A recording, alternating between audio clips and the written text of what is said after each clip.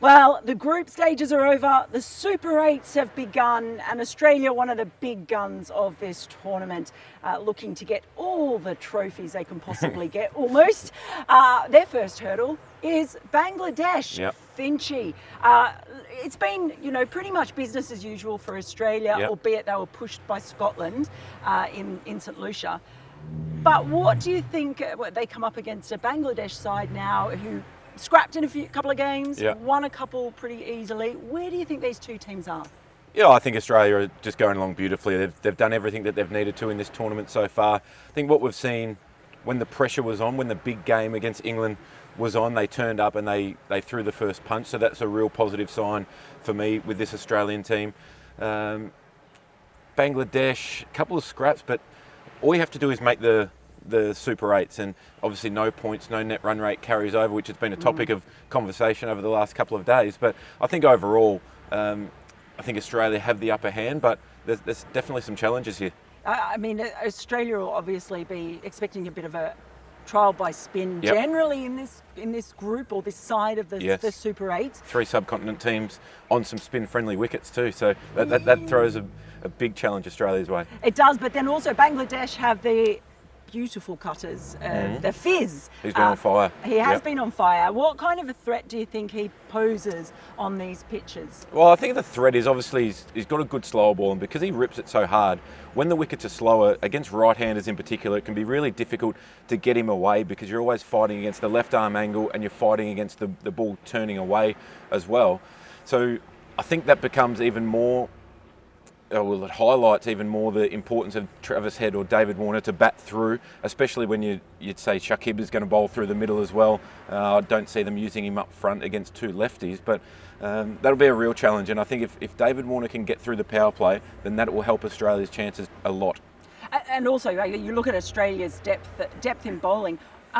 What about the form of Marcus Stoinis at the moment? It's been pretty good, hasn't it? It's been unbelievable. I think he's batting with so much confidence, and the thing that I like about his play so far is that he's never gone away from his game plan. I think sometimes on wickets that are slower you can start to, I guess, doubt yourself a little bit because his game, a lot of it is revolved around power, but he's also got the touch. We saw in the last game a lot of reverse sweeps as well, just to play the dimensions of the field. And what we've seen in this tournament as well is how big the cross breezes have been. So playing the percentages in your favour, he's been outstanding with the ball as well. He obviously didn't bowl in the last match, but he's contributed a lot. He's been Australia's best player, I think. You certainly saw the effect of those cross breezes in the first game of the Super 8 here in Antigua at Sir Vivian Richards Stadium. That is a massive factor.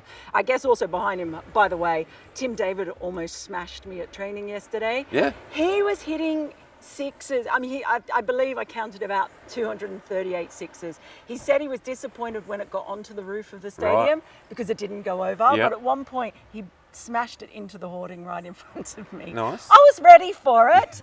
But He hits it hard. when you've got that firepower as well, he'll obviously be looking to take the spinners apart if he gets the opportunity. Yeah, absolutely. And I think his game is pretty clear. He gives himself 1 or 2 balls, and that's all the modern player needs now to be able to find their rhythm and find their swing. So he's really important. It was interesting hearing Glenn Maxwell talk yesterday, and he talked about the importance of having players in good form behind him. So Stoinis, David and Matthew Wade, the fact that they're all in form allows Maxi to play however he wants to as well. And yes, we haven't seen the best of him, but I'm sure that we will once the knockouts come. Absolutely. Well, what about for Bangladesh facing up to Australia's bowling attack? Because Adam Zampa is the argument on about, is he Australia's best white ball spinner? There's some competition, but he's just been a quiet achiever next to Australia's fast bowling cartel. But they do have some batters with a huge amount of experience like Mahmudullah and Shakib, they're obviously the two that have been around for donkey's years, and I think they've got so much experience at international cricket, and yes, they probably don't get recognised as much in Australia because we don't play against Bangladesh all that much. So they're great players though, and they're two guys that have got the experience. I mean, Lytton Duss at the top of the order. We haven't seen the best of him in the tournament so far, but he can be so dynamic and he's so unpredictable as well. So they've got a really good side, and if the conditions are right, they'll really push Australia. Is it fair to say for the teams that have played in the US through the group stages. It's kind of been hard to really judge what kind of form their batters are in. Yeah, you could well and truly say that, particularly the ones that have played at New York, where the wicket was a little bit up and down, and there was plenty of movement. 120 looked like a great score. I think it was defended every time that a team got to 120. So,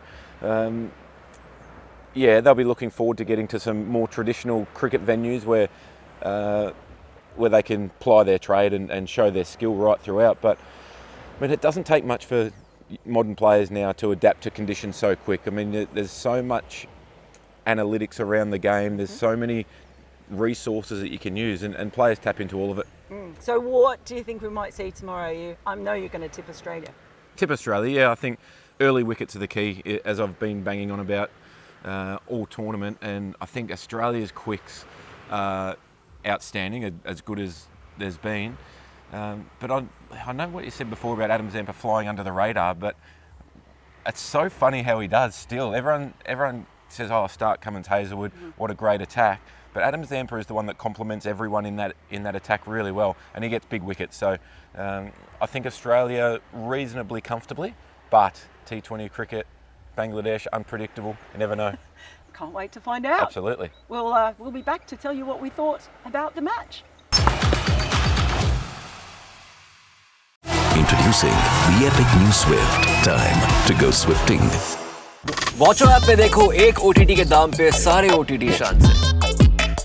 Watch